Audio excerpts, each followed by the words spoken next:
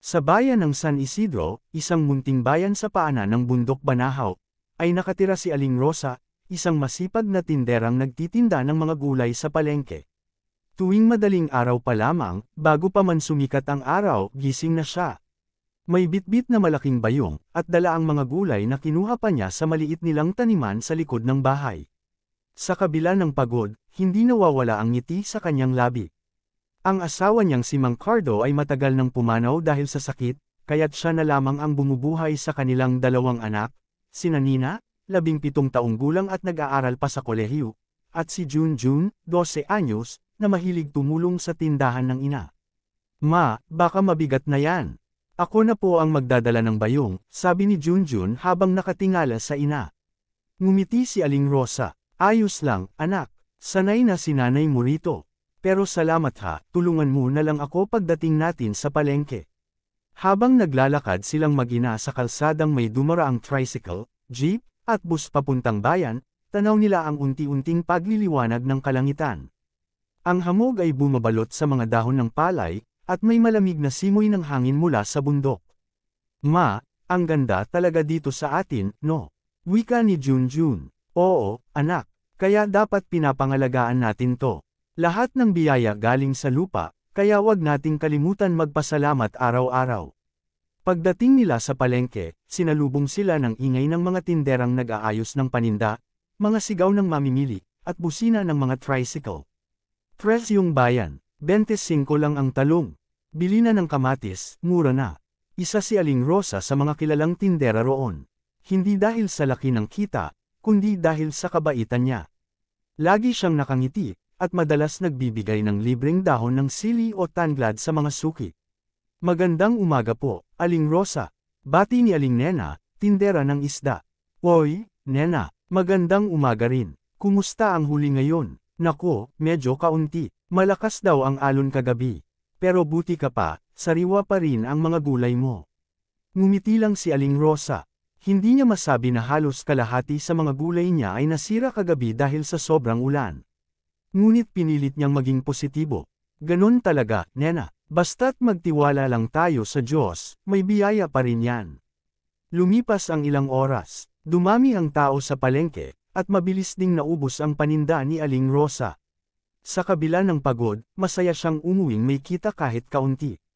Ngunit nang buksan niya ang natitirang bayong, napansin niyang may mga gulay na biglang nalanta. Sayang naman to, mahina niyang sabi. Kahapon lang, ang sariwa pa nila. Ma, baka dahil sa ulan kagabi, ani Nina habang inaayos ang mga gulay sa mesa. Oo nga siguro, pero sana naman, kahit papaano, tumagal pa sila. Kinabukasan, bago pa man tuluyang magliwanag, nagpasya si Aling Rosa na mamitas muli ng gulay. Habang naglalakad sa likod ng kanilang bahay, napansin niya ang lumang punong balete sa dulo ng taniman. Noon pa man, sinasabi ng matatanda na may mga duwende roon. Rosa, huwag kang lalapit dyan kapag gabi, sabi ng kanyang yumaong ina noon. May mga naninirahan dyan na hindi nakikita ng karaniwang mata. Ngunit ngayong umaga, tila ibang pakiramdam ang naroon. Tahimik, malamig, at may kakaibang halimuyak ang paligid. Lumapit si Aling Rosa at marahang hinaplos ang balat ng puno. Magandang umaga po, kung sino man ang nandito. Hindi ko kayo ginagambala. Dadaan lang ako sandali para mamitas ng gulay. Sana'y gabayan niyo ako, mahinahon niyang sabi. Paglingon niya, may maliit na liwanag sa paanan ng puno, parang alitap-tap, ngunit mas maliwanag. Lumapit siya ng marahan. Bigla itong kumikislap at nagbago ng anyo, naging isang maliit na duwende na may suot na berdeng barok, at may hawak na tungkod na ginto. Magandang umaga, rin sa'yo, Aling Rosa, wika ng duwende, may tinig na parang bata ngunit malalim. Nanlaki ang mata ni Aling Rosa. Di Diyos ko, ikaw ba ay, duwende? Ngumiti ito. Oo, ako si Danggol, tagapangalaga ng punong ito. Matagal ko nang nakikita ang kabaitan mo sa mga tao, lalo na sa palengke. Lagi kang tumutulong kahit kapos ka rin. Kaya ako naparito upang magbigay ng munting biyaya. Hindi agad nakapagsalita si Aling Rosa. Biyaya, oo, alam kong madalas kang malugi dahil mabilis malanta ang iyong mga gulay. Kaya ito ang aking kaloob sa'yo. Inilabas ng duwende ang maliit na sisidlan na yari sa luwad. May takip itong kahoy at ukit ng dahon. Ito ay ang palayok ng kasariwaan. Kapag itinabi mo ito sa iyong mga panindang gulay, hindi sila malalanta, kahit abutin ng ilang araw. Mananatili silang sariwa na parang bagong pitas. Hindi makapaniwala si Aling Rosa. Totoo ba yan? Ngumiti lang ang duwende. Subukan mo. Pero tandaan mo, Rosa, gamitin mo lang ito sa mabuting paraan. Huwag kang magmalaki, huwag mong abusuhin. Ang biyayang galing sa kabutihan ay mawawala kapag ginamit sa kasakiman. At sa isang kisap mata, naglaho si Denggol, iniwan si Aling Rosa na hawak ang mahiwagang palayok. Kinabukasan, dinala ni Aling Rosa ang kanyang mga paninda sa palengke gaya ng dati. Ngunit bago siya umalis, inilagay niya ang palayok ng kasariwaan sa ilalim ng bayong. Pagsapit sa palengke, napansin ni Aling Nena ang mga paninda ni Rosa. Nako, Rosa, parang bagong pitas ang mga gulay mo, ha? Kahapon lang nakita kong medyo lanta-lanta na yan. Ngumiti lang si Aling Rosa. Siguro swerte lang, Nena. Ngunit sa loob-loob niya, alam niyang ito'y dahil sa biyayang ibinigay ng duwende. Lumipas ang mga araw, at unti-unting napansin ng ibang tindera na laging sariwa ang mga paninda ni Aling Rosa. Dumami ang mga suki niya, at kahit hapon na, parang bagong ani pa rin ang kanyang mga gulay. Rosa, baka may sikreto ka dyan, ha? Biro ng isang tindera. Wala naman, masipag lang siguro ako mag-alaga, nakangiti niyang sagot, bagamat may halong kaba, baka malaman nila ang tungkol sa duwende.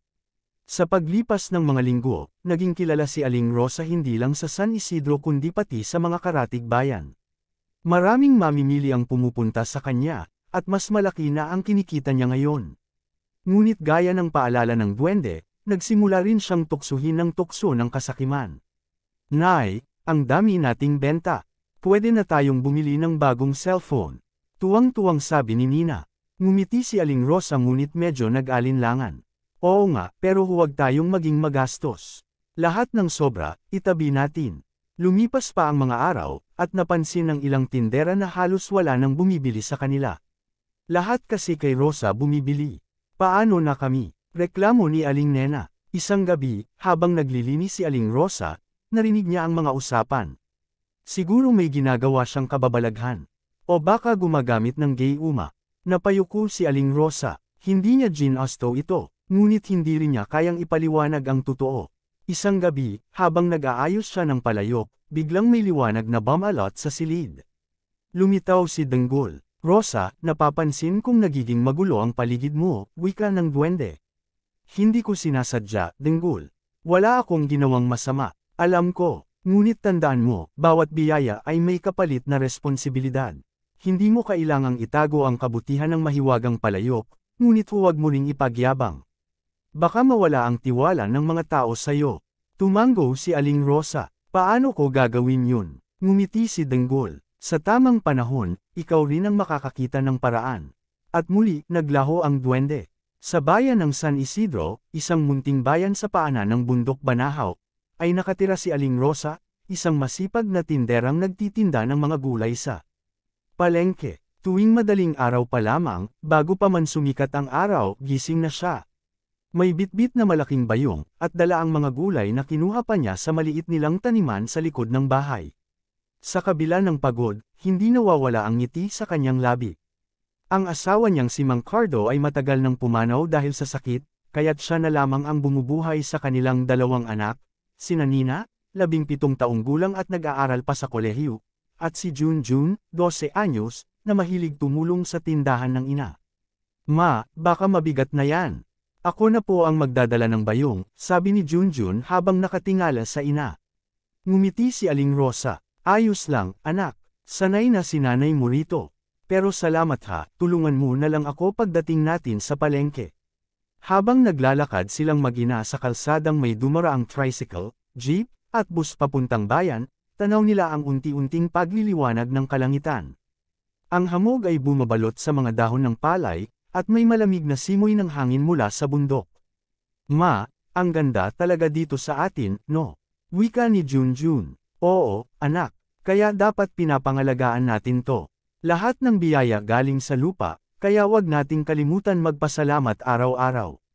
Pagdating nila sa palengke, sinalubong sila ng ingay ng mga tinderang nag-aayos ng paninda, mga sigaw ng mamimili, at busina ng mga tricycle. Presyong bayan, 25 lang ang talong. Bili na ng kamatis, mura na. Isa si Aling Rosa sa mga kilalang tindera roon. Hindi dahil sa laki ng kita, kundi dahil sa kabaitan niya. Lagi siyang nakangiti, at madalas nagbibigay ng libreng dahon ng sili o tanglad sa mga suki. Magandang umaga po, Aling Rosa. Bati ni Aling Nena, tindera ng isda. Oy, Nena, magandang umaga rin. Kumusta ang huli ngayon? Nako, medyo kaunti. Malakas daw ang alon kagabi. Pero buti ka pa, sariwa pa rin ang mga gulay mo. Ngumiti lang si Aling Rosa. Hindi niya masabi na halos kalahati sa mga gulay niya ay nasira kagabi dahil sa sobrang ulan. Ngunit pinilit niyang maging positibo. Ganon talaga, Nena. Basta't magtiwala lang tayo sa Diyos, may biyaya pa rin yan. Lumipas ang ilang oras. Dumami ang tao sa palengke, at mabilis ding naubos ang paninda ni Aling Rosa. Sa kabila ng pagod, masaya siyang umuwing may kita kahit kaunti. Ngunit nang buksan niya ang natitirang bayong, napansin niyang may mga gulay na biglang nalanta. Sayang naman to, mahina niyang sabi. Kahapon lang, ang sariwa pa nila. Ma, baka dahil sa ulan kagabi, anini na habang inaayos ang mga gulay sa mesa. Oo nga siguro, pero sana naman, kahit papaano, tumagal pa sila. Kinabukasan, bago pa man tuluyang magliwanag, nagpasya si Aling Rosa na mamitas muli ng gulay. Habang naglalakad sa likod ng kanilang bahay, napansin niya ang lumang punong balete sa dulo ng taniman. Noon pa man, sinasabi ng matatanda na may mga duwende roon. Rosa, huwag kang lalapit dyan kapag gabi, sabi ng kanyang yumaong ina noon. May mga naninirahan dyan na hindi nakikita ng karaniwang mata. Ngunit ngayong umaga, tila ibang pakiramdam ang naroon. Tahimik, malamig, at may kakaibang halimuyak ang paligid. Lumapit si Aling Rosa at marahang hinaplos ang balat ng puno. Magandang umaga po, kung sino man ang nandito. Hindi ko kayo ginagambala. Dadaan lang ako sandali para mamitas ng gulay. Sana'y gabayan niyo ako, mahinahon niyang sabi. Paglingon niya, may maliit na liwanag sa paanan ng puno, parang alitap-tap, ngunit mas maliwanag. Lumapit siya ng marahan. Bigla itong kumikislap at nagbago ng anyo. Naging isang maliit na duwende na may suot na berdeng barok, at may hawak na tungkod na ginto. Magandang umaga rin sa iyo, Aling Rosa, wika ng duwende, may tinig na parang bata ngunit malalim. Nanlaki ang mata ni Aling Rosa. Di Diyos ko, ikaw ba ay duwende? Ngumiti ito. Oo, ako si Danggol, tagapangalaga ng punong ito. Matagal ko nang nakikita ang kabaitan mo sa mga tao, lalo na sa palengke. Lagi kang tumutulong kahit kapos ka rin. Kaya ako naparito upang magbigay ng munting biyaya. Hindi agad nakapagsalita si Aling Rosa. Biyaya? Oo, alam kong madalas kang malugi dahil mabilis malanta ang iyong mga gulay. Kaya ito ang aking kaloob sa iyo. Inilabas ng duwende ang maliit na sisidlan na yari sa luwad. May takip itong kahoy at ukit ng dahon. Ito ay ang palayok ng kasariwaan. Kapag itinabi mo ito sa iyong mga panindang gulay, hindi sila malalanta, kahit abutin ng ilang araw. Mananatili silang sariwa na parang bagong pitas. Hindi makapaniwala si Aling Rosa. Totoo ba yan? Ngumiti lang ang duwende. Subukan mo. Pero tandaan mo, Rosa, gamitin mo lang ito sa mabuting paraan. Huwag kang magmalaki, huwag mong abusuhin. Ang biyayang galing sa kabutihan ay mawawala kapag ginamit sa kasakiman. At sa isang kisap mata, naglaho si Danggol. Iniwan si Aling Rosa na hawak ang mahiwagang palayok. Kinabukasan, dinala ni Aling Rosa ang kanyang mga paninda sa palengke gaya ng dati. Ngunit bago siya umalis, inilagay niya ang palayok ng kasariwaan sa ilalim ng bayong. Pagsapit sa palengke, napansin ni Aling Nena ang mga paninda ni Rosa. Nako, Rosa, parang bagong pitas ang mga gulay mo, ha? Kahapon lang nakita kong medyo lanta-lanta na yan. Ngumiti lang si Aling Rosa. Siguro swerte lang, Nena. Ngunit sa loob-loob niya, alam niyang ito'y dahil sa biyayang ibinigay ng duwende. Lumipas ang mga araw, at unti-unting napansin ng ibang tindera na laging sariwa ang mga paninda ni Aling Rosa. Dumami ang mga suki niya, at kahit hapon na, parang bagong ani pa rin ang kanyang mga gulay. Rosa, baka may sikreto ka dyan, ha? Biro ng isang tindera. Wala naman, masipag lang siguro ako mag-alaga, nakangiti niyang sagot. Bagamat may halong kaba, baka malaman nila ang tungkol sa duwende. Sa paglipas ng mga linggo, naging kilala si Aling Rosa hindi lang sa San Isidro kundi pati sa mga karatig bayan. Maraming mamimili ang pumupunta sa kanya, at mas malaki na ang kinikita niya ngayon. Ngunit gaya ng paalala ng duwende, nagsimula rin siyang tuksuhin ng tukso ng kasakiman. Nay, ang dami nating benta. Pwede na tayong bumili ng bagong cellphone. Tuwang-tuwang sabi ni Nina. Ngumiti si Aling Rosa ngunit medyo nag-alinlangan. Oo nga, pero huwag tayong maging magastos. Lahat ng sobra, itabi natin. Lumipas pa ang mga araw, at napansin ng ilang tindera na halos wala nang bumibili sa kanila. Lahat kasi kay Rosa bumibili. Paano na kami? Reklamo ni Aling Nena. Isang gabi, habang naglilinis si Aling Rosa, narinig niya ang mga usapan. Siguro may ginagawa siyang kababalaghan. O baka gumagamit ng gayuma.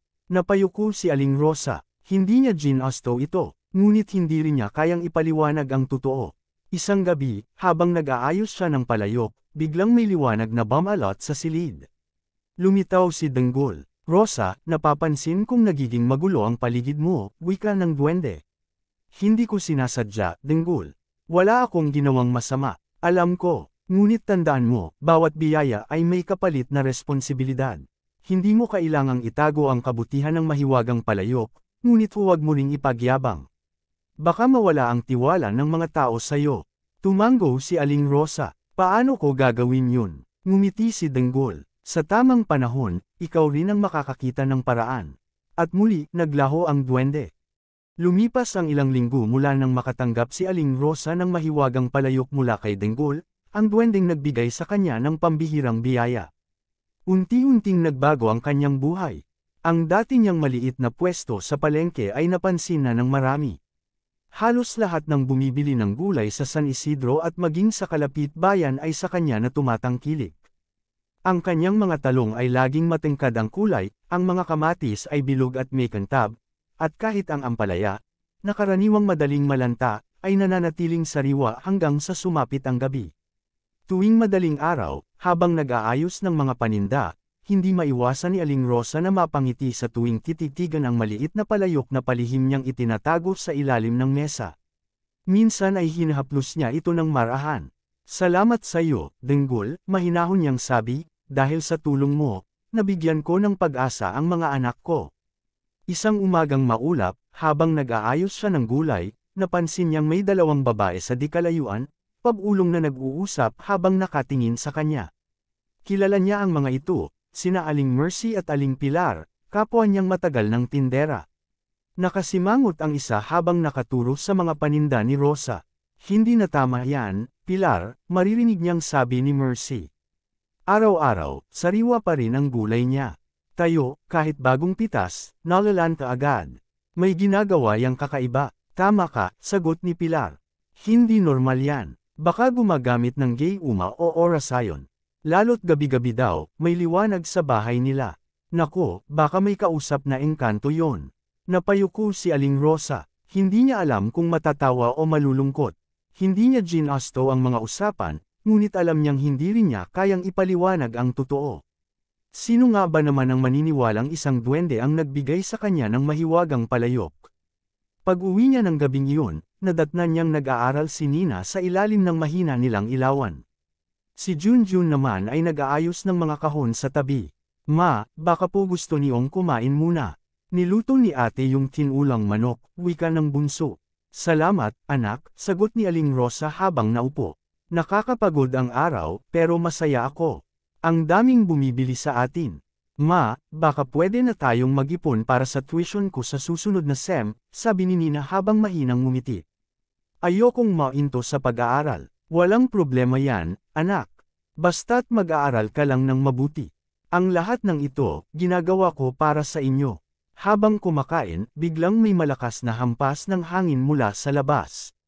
Bumukas ang bintana, at sumabog ang malamig na hangin na tila may dalang kakaibang amoy, halimuyak ng lupa at damo. Napatingin si Aling Rosa sa may bintana. Para bang may aninong dumaan. Ma, nakita mo yon? Tanong ni Junjun, nanlalaki ang mata. Baka pusa lang yon, anak. Huwag kang matakot. Ngunit sa puso ni Aling Rosa, alam niyang hindi iyon pusa. Ramdam niya na may kakaibang presensya sa paligid. Kinagabihan, habang tulog na ang mga bata, bumangon siya at lumabas ng bahay. Ang hangin ay malamig at ang buwan ay bilog. Sa dulo ng bakuran, sa tabi ng mga tanim niyang okra, ay nakita niyang may kumikislap na liwanag. Lumapit siya, at muling nakita ang maliit na figure ng duwendeng si Denggol, nakaupo sa ibabaw ng bato. Tahimik lang siyang tumingin kay Aling Rosa. Hindi tulad noon, malamlam ang liwanag na bumabalot sa kanya. Rosa, wika ng duwende, may mga puso nang nagsisimulang mainggit sa biyayang natanggap mo. Mag-ingat ka, ang inggit ay parang apoy, kapag hindi nasusupol, sinusunog ang kabutihan. Anong dapat kong gawin, Denggol? Tanong ni Aling Rosa. Hindi ko naman ginasto ang mangyari. Nagpapasalamat lang ako sa tulong mo. Ngumiti si Denggol. Alam ko, pero tandaan mo, ang bawat biyayang pinagkaloob, may kapalit na pagsubok. Huwag mong hayaang maging dahilan ng pagkakawatak ng mga tao ang iyong tagumpay. Susubukan ko, Denggol. Gagawin ko ang tama. Yan ang gusto kong marinig, sagot ng duwende. At isa pa, huwag mong kalilimutan ang pasasalamat. Ang palayok ay mananatiling mabisa lamang kung ang puso ng gumagamit ay busilak. Kapag pumasok ang kasakiman, mawawala ang bisa nito. Nakatitig lang si Aling Rosa habang unti-unting naglalaho ang liwanag ni Denggol sa hangin. Naiwan siyang tahimik sa ilalim ng buwan, tangan ang bigat ng paalala ng mahiwagang nilalang. Kinabukasan, pagdating niya sa palengke, napansin niyang kakaunti na ang bumibili sa kanya. Iilang suki lamang ang lumapit. Si Aling Mercy ay nakatingin pa rin sa kanya ng may pag-aalinlangan. Sa dulo, narinig niya ang bulungan ng ibang tindera. May nagsumbong daw sa opisina ng munisipyo, sabi ng isa. Baka raw gumagamit siya ng ipinagbabawal na kemikal para manatiling sariwa ang gulay. Ha? Paano yon? Sa palengke lang naman siya bumibili ng iba, sagot ng isa pa. Hindi ko alam pero baka ipasara ang pwesto niya kapag totoo. Parang binuhusan ng malamig na tubig si Aling Rosa. Hindi niya alam kung anong gagawin. Hindi naman niya kayang ipaliwanag ang katotohanan. Sino ba naman ang maniniwala na isang duwende ang nagbibigay ng kapangyarihan sa kanyang mga gulay? Nang gabing iyon, tahimik lang siyang nakaupo sa mesa habang hawak ang mahiwagang palayok. Napatingin siya sa mga anak niyang masayang nagkukwentuhan sa sala. Hindi ko pwedeng mawala to, bulong niya. Dahil kapag nawala to, paano na kami? Habang tinatitigan niya ang palayok, tila kumikintab ito ng kakaiba. Hindi gaya ng dati, ngayon ay parang mabigat at malamlam. Napansin niyang parang nagbabago ang kulay nito, mula sa matingkad na ginto, naging mapusyaw na kayumanggi. Kinabukasan, nagpunta siya sa palengke at ibinenta ang mga gulay gaya ng dati. Ngunit ng tanghaling tapat, napansin niyang unti-unting nalalanta ang mga paninda niya. Ang mga dating preskong talong ay lamambot, at ang mga dahon ng mustasa ay tila nanlilimahid. Napahawak siya sa dibdib, kinabahan. Rosa, ayan na siguro ang epekto ng mga kemikal mo, biro ng isa sa mga tinderang naiinggit. Ngayon, pare-pareho na tayong naglalaho ang paninda. Napayuko si Aling Rosa, hindi siya sumagot. Sa halip, mahinahon niyang niligpit ang mga gulay at umuwi. Pagdating sa bahay, halos mapaluha siya nang makitang tuluyan nang nawala ang liwanag ng mahiwagang palayok. Denggol, mahinahon niyang sambit. Bakit mo ako iniwan? Ngunit wala siyang narinig na tugon, tanging hangin lang at langit na tahimik. Lumipas ang ilang araw na tila pinaparusahan siya ng tadhana. Bumalik siya sa dating buhay, kakaunti na lang ang bumibili, at ang mga anak niya ay halatang nag-aalala. Ma, ayos lang po ba kayo? Tanong ni Junjun isang gabi habang inaayos ang mga kahon. Parang matamlay po kayo nitong mga araw. Wala, anak. Pagod lang siguro, sagot ni Rosa. Ngunit sa loob-loob niya, ramdam niyang hindi pagod ang dahilan, kundi panghihinayang. Nasubok na niya kung gaano kasarap ang mabuhay ng magaan, ngunit ngayong nawala iyon, pakiramdam niya ay tinanggalan siya ng pag-asa. Isang gabi, habang nakahiga, napangarap niya si Denggol. Nasa ilalim siya ng punong balete, at nandoon ang duwende, nakatingin sa kanya. Rosa, sabi nito, hindi kita iniwan. Ang palayok ay tumitigil lamang kapag nakakalimot sa dahilan ng kanyang pagkakaroon. Hindi ito parusa, kundi paalala. Ang tunay na kasariwaan ay hindi sa gulay, kundi sa puso. Kapag bumalik ka sa pagiging busilak, magbabalik din ang biyaya. Pagkagising niya, bumangon siya na may bagong pag-asa. Niyakap niya ang palayok at nagpasalamat ng tahimik. Kinabukasan, pumunta siya sa palengke, ngunit hindi para magbenta, kundi para humingi ng tawad. Lumapit siya kina Aling Mercy at Pilar. Mga kaibigan, sabi niya, kung nasaktan ko man kayo, patawarin niyo ako. Hindi ko ginustong maagawan kayo ng suki. Kung may sobra man sa akin, gusto kong ibahagi. Magtulungan tayo, hindi mag-inggitan. Tahimik ang paligid. Ilang sandali pa, lumapit si Mercy at ngumiti. Pasensya na rin kami, Rosa. Napahiya kami sa mga sinabi namin. Alam naming mabait ka, baka dala lang ng inggit. Nagyakapan sila. Mula noon, nagsimula silang magtulungan sa halip na magpaligsahan. Pinagsasama nila ang kanilang paninda, nagtutulungan sa pagbebenta, at kapag may sobrang gulay si Rosa, ibinibigay niya ito sa mga kakilala. Isang gabi, habang nakaupo siya sa harap ng bahay, may dumaan na malamlam na liwanag sa hardin. Sa ilalim ng punong balete, nakita niyang muli si Denggol, nakangiti. Magandang gabi, Rosa, sabi ng duwende. Masaya ako, natutunan mong gamitin ang biyaya sa tamang paraan. Ngumiti si Aling Rosa. Salamat sayo, Denggol. Ngayon ko lang lubos na naintindihan. Tandaan mo, sagot ng duwende, ang kabutihan ay parang halaman. Kailangang diligan araw-araw ng kabab ang loob. At sa sandaling iyon, biglang nagliwanag ang palayok na nakapatong sa lamesa ni Aling Rosa. Bumalik ang dating kinang at liwanag nito. Kinabukasan, pagpunta niya sa palengke, sariwa na ulit ang lahat ng kanyang paninda, ngunit higit pa roon, sariwa na rin ang kanyang kalooban. Hindi na siya nakatingin sa kita o sa karera ng iba. Ang mahalaga na lang sa kanya ay ang pagkakaisa at ang kabutihang na ibabahagi niya. Muling sumigla ang buhay ni Aling Rosa matapos niyang matutunang ibahagi ang biyayang kanyang tinanggap. Sa tulong ng mga kapwa tindera, naging mas maayos at magaan ang takbo ng palengke. Hindi na siya tinitingnan ng may inggit, bagkus ay hinahangaan dahil sa kabutihang ipinapakita niya. Maging ang mga mamimili ay napansin ang pagbabago, hindi lang sariwa ang mga paninda, kundi magaan din ang pakiramdam sa tuwing bibili sa kanya. Araw-araw, may ngiti sa kanyang mga labi. Ang kanyang mga anak ay masaya, at ang maliit nilang bahay ay unti-unti nang naipapagawa. May bubong na yero na bago, at may dingding ng maayos. Ngunit sa kabila ng lahat, may bahagi sa kanyang puso na tila nananabik sa muling paglitaw ng duwendeng si Denggol. Minsan sa gabi, sa tuwing sisilip siya sa lumang punong balete, iniisip niya kung nasaan na ito. Isang gabi, habang nakatingin siya sa buwan, naramdaman niyang tila may malamig na hangin na dumampi sa kanyang mukha. Napatingin siya sa paligid, at nakita niyang may bahagyang liwanag sa dulo ng bakuran. Akala niya'y alitap-tap lamang, ngunit habang tinititigan niya, unti-unti itong lumalaki, hanggang sa muli niyang makita si Denggol, nakangiti at nakasuot ng berdeng baro, ngunit ngayon may bahagyang kalungkutan sa mga mata. Magandang gabi sa iyo, Rosa, wika ni Denggol. Denggol, buti naman at nagpakita ka.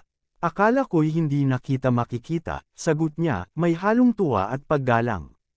Tahimik sandali ang duwende bago nagsalita. Nandito ako dahil malapit nang matapos ang bisa ng aking kaloob. Napatigil si Aling Rosa. Anong ibig mong sabihin? Mawawala ang palayok. Hindi ganap, paliwanag ni Denggol. Ngunit may kailangan kang pagdaanan. Ang bawat biyayang ibinibigay sa tao ay kailangang patunayan kung karapat-dapat ba siyang magpatuloy na magtaglay nito. Naramdaman ni Aling Rosa ang bigat ng mga salita. Anong dapat kong gawin? Hindi ako ang magpapasya. Ang puso mo ang huhusga. At sa isang kisap mata, naglaho si Denggol, iniwan siyang tulala sa ilalim ng malamlam na buwan. Kinabukasan, pagdating niya sa palengke, hindi tulad ng dati, tila may kakaibang nangyari. May mga bagong tindera na dumating, mga banyagang negosyanteng nagbenta ng mga imported na gulay. May kantab ang kanilang mga pwesto, may tolda at may air cooler pa. Mabilis na lumipat ang mga mamimili sa kanila dahil sa kaaya-ayang itsura ng mga paninda. Naku, Rosa, sabi ni Aling Mercy, paano na tayo niyan? Ang gaganda ng mga gulay nila. Parang sa supermarket. Ngumiti lang si Aling Rosa. Hayaan mo na, Mercy. Gawin na lang natin ang makakaya. Hindi naman natin kailangan makipagpaligsahan. Ngunit habang lumilipas ang mga araw, kapansin-pansin na unti-unting nababawasan ang mga bumibili sa kanya. Ang dati niyang kinang sa palengke ay tila unti-unting kumukupas. Minsan, napapatingin siya sa mahiwagang palayok at napapaisip kung bakit tila hindi na ganoon kalakas ang bisa nito. Isang araw, lumapit sa kanya ang isa sa mga bagong tindera, si Aling Vanji, isang mataray na babae na may mamahaling alahas at magarang pananamit. Aling Rosa, narinig ko na ikaw daw ang dating pinakasikat dito, nakangising wika nito. Sayang, no. Kung gusto mo, baka gusto mong magtrabaho sa amin bilang taga-ayos. Malaki ang kita. Napayuko si Aling Rosa. Maraming salamat pero kaya ko pa naman magtinda. Hindi ko kailangang iwan ang kinagisnan kong buhay. Tumawa si Aling Vanji. Ay nako, matigas pa rin ang ulo. Baka kasi mas mabuti kung alam mong marunong ka ring magbago, hindi yung umaasa lang sa. Tumigil siya sandali, tapos ngumiti ng sarkastiko, kung ano man yang sinasabi nilang swert mo noon. Tahimik lang si Aling Rosa. Hindi siya sumagot. Pero sa loob-loob niya, naramdaman niyang parang may halong panunuya ang tono ni Aling Vanji. Lumipas ang mga linggo, at lalong dumami ang suki ni Aling Vanji. Samantalang si Rosa, unti-unti nang nabawasan ang kita. Minsan, napaupo siya sa tabi ng kanyang mesa, hawak ang isang talong na tila nalalanta. Diyos ko, anong nangyayari? Mahinahon niyang bulong. Ginagawa ko naman ang tama. Bakit ganito? Pag-uwi niya, nadatnan niya ang kanyang anak na si Nina na umiiyak. Ma, hindi ko na po alam kung makakabayad pa ako ng tuition. Wala na po tayong ipon. Lumapit siya at niyakap ang anak. Pasensya ka na, anak. May paraan si Lord. Hindi tayo pababayaan. Kinagabihan, muling dumalaw si Denggol. Ngunit ngayong gabi, hindi siya gaya ng dati. Ang liwanag niya ay mapusyaw, at tila mabigat ang mukha. Rosa, sabi niya, ang pagsubok ay narito na. Ang tunay na kasariwaan ay hindi lang nasa paninda, kundi sa pananalig. Hindi lahat ng kayamanan ay kayang sukatin sa palengke. Tumangala si Aling Rosa. Denggol, natatakot ako. Nawawala na ang bisa ng palayok. Ngumiti si Denggol. Ang bisa nito ay hindi nawala. Nakatulog lamang dahil nakakalimot kang magtiwala. Tandaan mo, ang himala ay gumigising lamang kapag ang puso ay marunong umasa sa kabutihan. Tumulo ang luha ni Aling Rosa. Ngunit paano ko babalik ang lahat? Nawala na ako ng tiwala sa sarili ko. Lumapit si Denggol at hinaplos ang kamay niya. Simulan mo ulit, ngunit hindi dahil gusto mong yumaman, kundi dahil gusto mong maglingkod. Kapag ang puso mo ay para sa iba, hindi kailanman mauubos ang biyaya. Kinabukasan, imbes na tumigil, nagpunta pa rin sa palengke si Aling Rosa. Dinala niya ang mga natirang gulay, kahit kakaunti na lamang. Ngunit sa halip na ibenta, ipinamahagi niya ito sa mga dumaraang mahihirap. May batang gutom na kanyang binigyan ng kangkong, may matandang babae na binigyan niya ng ampalaya. Habang ginagawa niya iyon, napansin ng mga tao ang ngiti sa kanyang mukha, isang ngiting busilak, walang halong pag-aalala. Isang matandang lalaki ang lumapit sa kanya. Salamat, hiha, wala na sana kaming ulam ngayon. Ngumiti si Aling Rosa. Wala iyon, tatay. Basta't may laman ang tiyan niyo, masaya na ako. Sa sandaling iyon, tila may malamig na simoy ng hangin na dumaan sa pagitan ng mga mesa ng palengke. Ang araw ay sumili, at sa gilid ng kanyang pwesto, sumiklab ang isang banayad na liwanag. Muling nagningning ang mahiwagang palayok. Nagulat si Aling Mercy. Rosa, ang ganda ng mga gulay mo. Parang biglang bumalik ang dating sigla. Ngumiti si Aling Rosa, at sa unang pagkakataon, hindi siya nagulat. Ramdam niya na bumalik ang bisa ng palayok, ngunit higit pa roon, bumalik ang liwanag sa kanyang puso. Mula noon, muling sumigla ang kanyang tindahan. Ngunit iba na siya ngayon. Hindi na siya nagmamadali para mauna, at hindi na siya nangunguna sa paligsahan. Ang bawat araw ay ginugugol niya sa pagtulong at sa pagpapasalamat. Isang gabi, bago matulog, nakita niyang muli si Denggol sa bintana. Denggol, sabi niya, salamat sa lahat. Pero pwede bang malaman ko kung bakit mo ako tinulungan noon pa man? Ngumiti ang duwende. Maraming taon na ang nakalipas, bago ka ipinanganak. May matandang babae rito sa San Isidro na laging nag-aalay ng bulaklak sa ilalim ng punong balete. Siya ang lola mo. Dahil sa kanyang kabutihan, binigyan siya ng aming lahi ng basbas. Ikaw ang nagmana ng biyayang iyon, ngunit kailangan mo itong patunayan. Napaluha si Aling Rosa, kaya pala parang may gabay ako mula noon. Tumango si Danggol. Tama ka. At ngayon, napatunayan mo ng karapat-dapat ka. Ang palayok ay mananatili sa inyo, ngunit tandaan mo, ang pinakamahalagang kayamanan ay hindi kayang bilhin. Ito ay ang kabutihan ng puso. Sa huling pagkakataon, ngumiti si Danggol, at unti-unting naglaho sa hangin, iniwan si Aling Rosa na may kapayapaan sa dibdib. Mula noon, naging inspirasyon siya sa buong bayan. Tinulungan niya ang mga bagong tindera, tinuruan ng tamang pag-aalaga ng gulay, at itinuro na ang tagumpay ay hindi nasusukat sa kita, kundi sa kung gaano karami ang natutulungan mo. Ang mahiwagang palayok ay nanatili sa kanyang tahanan, hindi bilang kayamanan, kundi bilang paalala, na ang kabutihan, kapag pinili araw-araw, ay nagiging pinakamatibay na mahika ng buhay. Mula nang tuluyang maglaho si Danggol, araw-araw ay tila naging payapa na ang buhay ni Aling Rosa.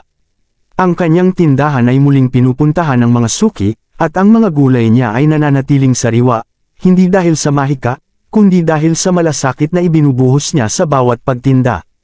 Ngunit sa kabila ng katahimikan, may mga gabi pa rin na tila may kakaibang hangin na dumaraan sa paligid ng kanyang bahay. Minsan ay maririnig niya ang banayad na ugong ng hangin, at kasabay noon ay ang mahinang halakhak, parang boses ng bata, ngunit malalim at matanda sa pandinig. Alam niyang hindi yun guni-guni. Isang gabi, habang nag-aayos siya ng mga lalagyan ng gulay sa harap ng bahay, napansin niyang parang kumikislap muli ang liwanag sa punong balete. Ang punong iyon ay matagal ng bahagi ng kanilang barangay, mataas, matanda, at itinuturing na banal ng mga nakatatanda. Sa ilalim noon, doon unang nagpakita si Danggol sa kanya. Ngayon, tila may panibagong sigla itong ibinubulong sa gabi. Danggol, mahinahon niyang tawag. Ikaw ba yan? Ngunit walang lumitaw na duwende. Sa halip, may isang maliit na papel na dahan-daang bumagsak mula sa hangin at lumapag sa kanyang paanan.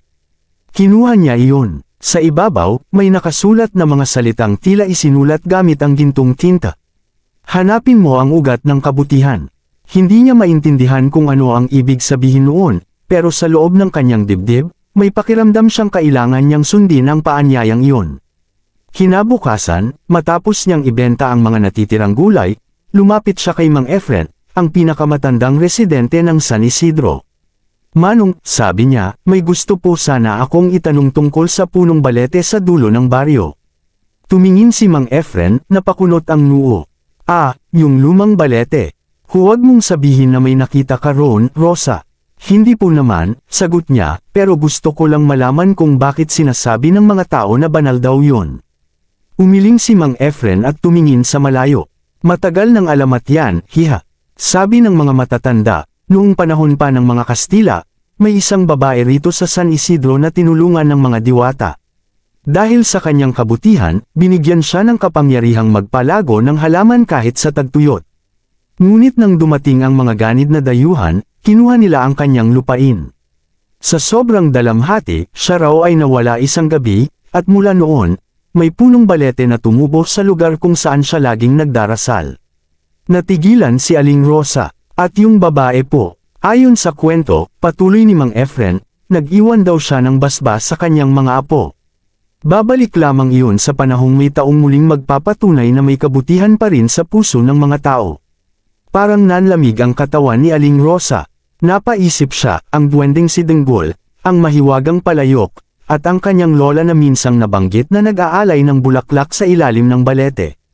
Lahat ay konektado. Pag-uwi niya, kinuha niya ang palayok at inilagay sa tabi ng altar.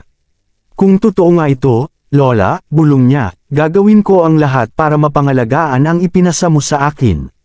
Mula noon, nagsimula siyang magtanim hindi lang para ibenta, kundi para tumulong sa mga kapitbahay. Nagturo siya ng tamang pagtatanim, nagbigay ng mga binhi sa mga batang gustong magtanim sa bakuran. Ang dating simpleng palengke ay unti-unting napuno ng mga gulay na galing sa kani-kanilang bahay. Naging inspirasyon siya sa buong bayan.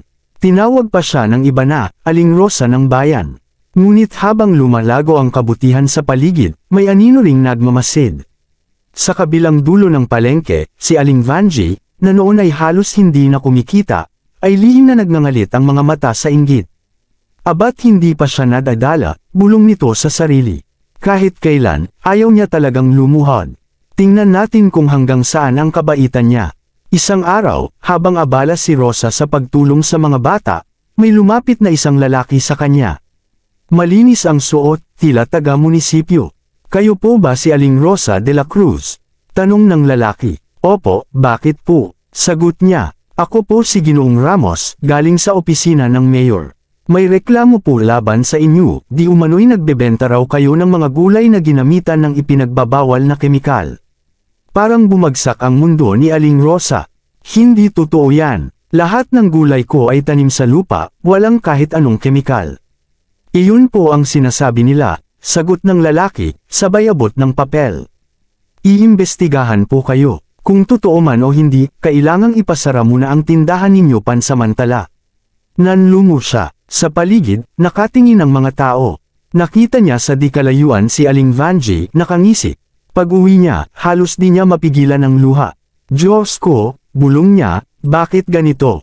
Ginagawa ko naman ang tama. Habang umiiyak siya, biglang umilo ang palayok, ngunit ngayon, hindi ito ginto, kundi bughaw. Sa liwanag na iyon, unti-unting lumitaw si Denggol. Ngunit hindi na siya nakangiti. Rosa, wika ng duwende, ang iyong kabutihan ay muling sinusubok. May mga taong piniling lumunin ng inggit. Ngunit tandaan mo, ang liwanag ay laging nagwawagi sa dilim. Denggol, umiyak na sabi ni Rosa, paano ko patutunayan ang katotohanan? Wala naman akong ebidensya, may isang bagay kang kailangang gawin, sagot ni Denggol. Bukas ng umaga, pumunta ka sa punong balete. Dalhin mo ang palayok, doon mo malalaman ang katotohanan. Kinabukasan, bago pa sumikat ang araw, pumunta si Aling Rosa sa punong balete. Tahimik ang paligid, tanging huni ng mga ibon at hampas ng hangin sa dahon ang maririnig. Inilapag niya ang palayok sa paanan ng puno. Mula sa ilalim ng lupa, naramdaman niyang parang may kumikilos. Ang lupa ay bahagyang gumalaw, at mula sa gitna, lumabas ang isang ugat ng balete na tila buhay. Dahan-dahan itong gumapang patungo sa palayok at niyakap iyon. Pagkatapos ng ilang sandali, may sumiklab na liwanag, at sa gitna ng liwanag na iyon, lumitaw ang imahe ng isang babae, may puting bestida, may hawak na bulaklak. Nakangiti siya kay Rosa. Apo ko, wika ng babae. Matagal kitang inantay. Ang dugong nananalaytay sa iyo ay galing sa akin. Ako ang unang tumanggap ng basbas ng mga diwata ng San Isidro. Ngayon, ipinapasa ko sa iyo ang tunay na kapangyarihan ng kabutihan. Lumuluhang lumapit si Rosa. Lola, ikaw po ba talaga yan? Ngumiti ang babae. Oo, apo. Ngunit tandaan mo, ang kapangyarihan ay hindi para ipagyabang. Ito'y para ipagtanggol ang kabutihan. Kasabay noon, lumitaw si Denggol sa tabi niya. Rosa, ito na ang iyong huling misyon. Ipakita sa lahat na ang kalinisan ng loob ay hindi kailanman matatalo ng kasinungalingan. At sa isang kisap mata, naglaho ang liwanag. Pagbalik niya sa bayan, nagulat ang lahat, dala niya ang mga gulay na mas sariwa kaysa dati. Dinala niya ito sa harap ng opisina ng munisipyo at ipinalabas sa lahat na wala itong kemikal. Pinatikim niya pa sa mga opisyal. Nang makita nilang natural at masarap, agad nilang binawi ang reklamo. Ngunit hindi doon nagtapos. Lumabas ang balita na ang nagsumbong ay si Aling Vanjie. Nang tawagin ito ng mga awtoridad, umiyak siya at humingi ng tawad. Nainggit lang po ako, sabi ni Vanjie. Hindi ko akalaing ganito ang mangyayari. Lumapit si Rosa at hinawakan ang kamay ng babae. Wala kang dapat ikahiya. Lahat tayo'y nagkakamali. Ang mahalaga, natututo tayong magpatawad. Napaluha ang mga tao sa palengke. Mula noon, naging magkaibigan sila ni Vanjie. Nagtulungan silang magturo ng pagtatanim sa mga kabataan at sa mga ina. Ang palengke ng San Isidro ay naging kilala sa buong bayan bilang palengkeng walang inggit. Isang gabi, bumalik si Rosa sa punong balete. Tahimik siyang nagpasalamat sa hangin. Sa gilid ng puno, muling lumitaw si Denggol, nakangiti. Natupad mo ang layunin, Rosa, wika nito. Hindi ko na kailangang manatili. Ang biyayang ito ay sayo na. Ipagpatuloy mo ang kabutihan. Salamat, Denggol, tugon ni Rosa. Hindi ko makakalimutan ang lahat. Ngumiti ang duwende. Kapag may kabutihan, laging may himala. Falem, Rosa. At unti-unti, naglaho si Denggol sa hangin, kasabay ng malamig na ihip ng hangin na tila nagdadala ng halakhak mula sa mga diwata ng kagubatan. Mula noon, ang punong balete ay naging simbolo ng kabutihan sa San Isidro. At sa ilalim nito, bawat taon, nag-aalay ng bulaklak si Aling Rosa, bilang paalala na ang tunay na mahika ay nagmumula sa pusong marunong magpatawad at magmahal. Ang mga araw ay muling bumalik sa payapa. Si Aling Rosa, na minsan ay isang simpleng tindera lamang sa palengke ng San Isidro, ay ngayoy tinitingala ng lahat. Hindi dahil sa kayamanan, kundi dahil sa kabutihang pinairal niya sa gitna ng pagsubok. Ang kanyang mga gulay ay patuloy na sariwa, ngunit higit pa roon, sariwa rin ang samahan ng mga tao sa kanilang baryo. Tuwing umaga, makikita siyang nag-aayos ng mga pananim, kasama ang ilang batang natututo sa kanya. May mga punong malunggay, kangkong, sitaw, at talong sa paligid ng kanilang munting taniman. Ang bawat isa ay itinanim ng may kasamang dasal at ngiti.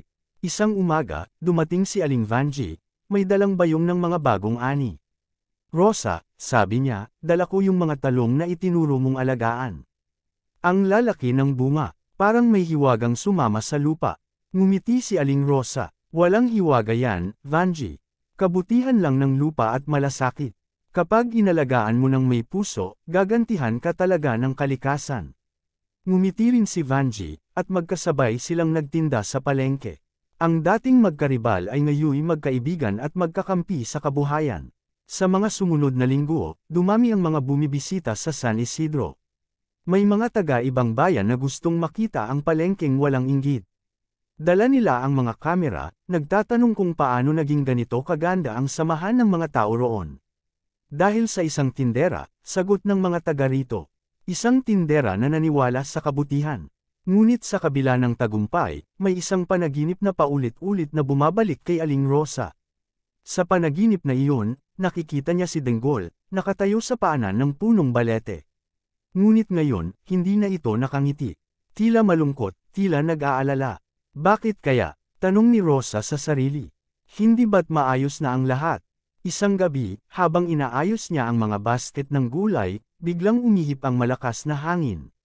Lumipad ang mga dahon, at mula sa malayo, parang may umuugong na bulong. Rosa, napalingon siya. Ang tinig ay galing sa labas ng bahay. Lumabas siya, hawak ang isang maliit na lampara.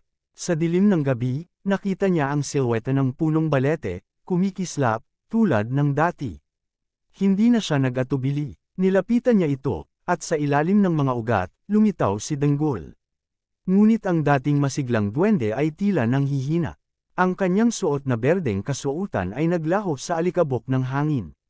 Denggol, sigaw ni Rosa, anong nangyayari sa'yo? Mabilis na humihina ang kapangyarihan ng lupa, sagot ng duwende. May mga taong nagsisimulang abusuhin ang biyayang natanggap. Ang ilan ay nagtatanim hindi para magbahagi, kundi para magpayaman. Kapag nagiging kasakiman ang motibo, natutuyo ang basbas ng kalikasan. Naluha si Rosa, paano natin maibabalik? May isang huling bagay na dapat mong gawin, sabi ni Denggol.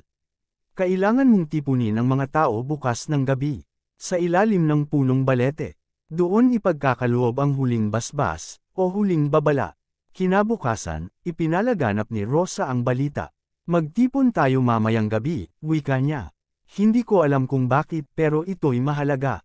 Nang dumating ang gabi, nagtipon ang buong baryo. Ang mga ilaw sa palengke ay pinatay, at tanging buwan at lampara ang nagsilbing gabay.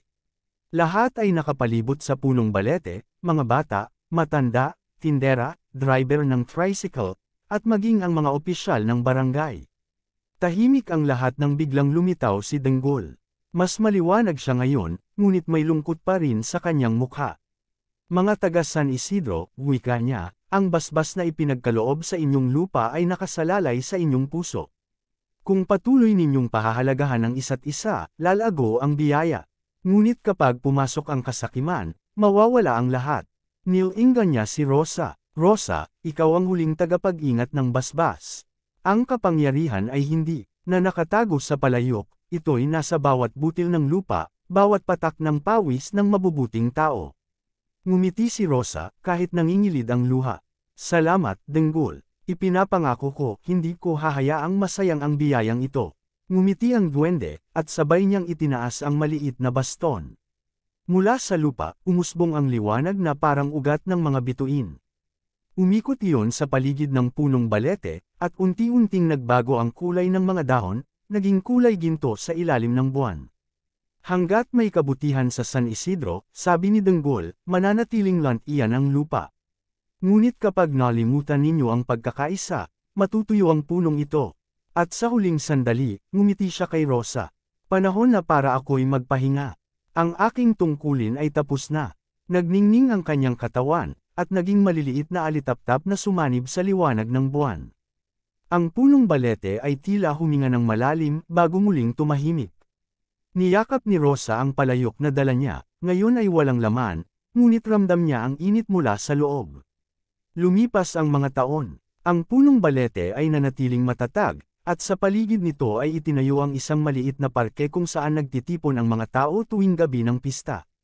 Tinawag nila itong liwasan ng kabutihan. Sa gitna ng parke, may maliit na rebulto ng duwendeng nakangiti, at sa ilalim nito, nakaukit ang mga salitang.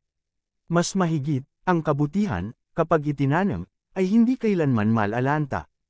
Madalas, makikita pa rin si Aling Rosa doon, kahit matanda na. Nakatayo siya sa tabi ng punong balete, nakangiti habang pinagmamasdan ang mga batang nagtatanim sa paligid. Lola Rosa, tawag ng isang bata, tingnan mo po. Tumubo agad yung itinanim namin. Ngumiti siya. Aba, syempre, kasi nagtanim kayo ng may pagmamahal. Lola, tanong ng isa, totoo po ba yung kwento tungkol sa duwende? Yung nagbigay ng basbas sa lupa. Saglit siyang natahimik, saka tumingin sa puno. Totoo ang duwende, sagot niya, pero mas totoo ang kabutihan. Kasi kahit mawala ang mahika, ang kabutihan, nananatili yan sa puso ng tao. At habang sinasabi niya iyon, dumaan ang banayad na hangin. Sa liwanag ng buwan, tila may kumikislap na maliliit na alitaptap sa paligid. Isa sa mga bata ang nagturo, Lola, tingnan mo. Para pong may duwende. Ngumiti si Rosa, baka nga nandyan pa rin siya. Tahimik lang. Sa mga sumunod na taon, naging inspirasyon ang kwento ni Aling Rosa sa buong bayan. Ginamit ito ng mga guro sa paaralan bilang alamat ng kabutihan. Sa mga piyesta, isinasadula ng mga bata ang kwento ng tindera at duwende. At sa tuwing hihipa ng hangin ang mga dahon ng punong balete, maririnig mo sa himig nito ang tila bulong na galing kay Danggol. Mas mahigit, hanggat may pusong marunong magmahal, mananatiling sariwa ang lupa. Minsan, isang gabi ng tag-ulan, umupo si Aling Rosa sa harap ng kanyang bahay. Ang ulan ay mahinahon, at ang mga patak ay tumutunog sa bubong na parang musika. Sa kanyang tabi ay ang lumang palayok, walang laman, ngunit maliwanag pa rin. Inilagay niya ang kamay sa ibabaw nito at pumikit. Salamat sa lahat, Danggol, mahina niyang bulong. Hindi ko man alam kung nasaan ka, pero naririnig kita sa hangin. Sa isang kisap mata, isang bughaw na liwanag ang sumiklab sa loob ng palayok. Muling nakita ni Rosa ang maliit na figure ni Danggol, nakangiti. Hindi ko kailanman iniwan ang lupa, Rosa, sabi nito. Habang may kabutihan, naroon ako. At sa huling pagkakataon, ngumiti si Aling Rosa, sabay bulong, "Alam, kaibigan." Kinabukasan, natagpuan siya ng mga kapitbahay na payapang nakaupo sa harap ng bahay, may ngiti sa labi. Sa tabi niya, ang palayok, ngayon ay puno ng mga sariwang bulaklak. Muling nagtipon ang buong San Isidro upang parangalan siya. Sa ilalim ng punong balete, inilibing nila ang kanyang mga abo, at tinaniman ng mga halaman sa paligid. Simula noon, tinawag nilang, Hardin ni Aling Rosa. At bawat taon, tuwing pista, nag-aalay ng bulaklak ang mga tao roon, kasabay ng panalangin ng pasasalamat.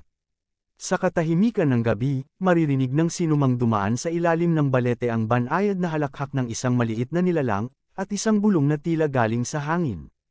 Mas mahigit, ang kabutihan ay walang hanggan. Ang tunay na mahika ay hindi nasa bagay o kapangyarihan, kundi nasa pusong marunong magbahagi, magpatawad, at magmahal. Ang kabutihan, kapag itinanam sa lupa at sa puso, ay mamumangga sa bawat henerasyon.